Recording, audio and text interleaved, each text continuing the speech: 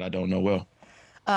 Well, here's a topic that you know well. Here's a Twitter from earlier this year. You and Kyle Kuzma had a little actually, it wasn't even a back and forth. He sort of came at you, and you said they're not trying to play winning basketball. He responds on Twitter. The funny thing is they don't play winning basketball. But you didn't do anything else on Twitter. Do you have a response now that it's been some time?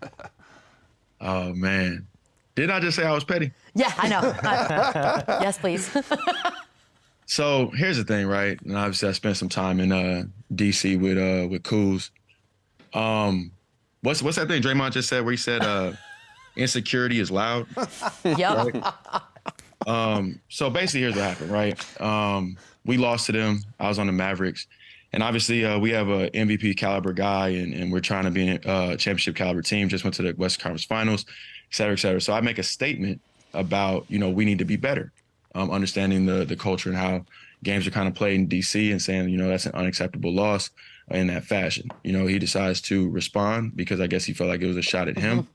And I wanted to respond. My agent told me to stand down, that we had, bigger fish to fry, things to do, get to the playoffs, et cetera, et cetera. But, now I'm not in that environment. I'm in the playoffs. He's not.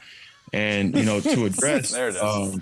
no, I'm just saying to address the socialite, right? Like there's a lot of guys in the NBA that really pour their heart and soul into basketball, are willing to do whatever it takes to win. There are a lot of guys that have different things that drive them and motivate them. I think if we look at, him and the way he approaches life, fame, all that stuff, that we could see that, his priorities tend to vary, right? Like that's why he dressed the way he does. He, approaches basketball the way he does, the comments he makes.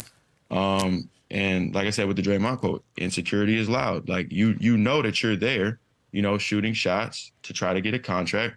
You're probably not even a third star really on a good team, because if you were, the Lakers would have kept you, right? Part of the reason you left was to try to make more money. Like these are all things that are facts.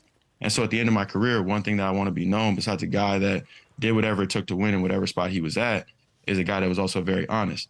And so like my complete response to, Kuz and all that other stuff, to address it directly, I played with the guy. You know what I mean? We know what the priorities were. And, a lot of times people thought I was talking about Brad or whatever, anything like that. I look at Brad in the same light as like a Dame. I think he's loyal to DC. I think, probably on a championship team, he's probably got to be paired with like a Giannis. He's probably 1B, which is no shot. I know on a championship team, I'm probably the third guy, kind of like a Drew Holiday with a Chris Middleton and, Giannis or whatever. I'm very secure with who I am in my career.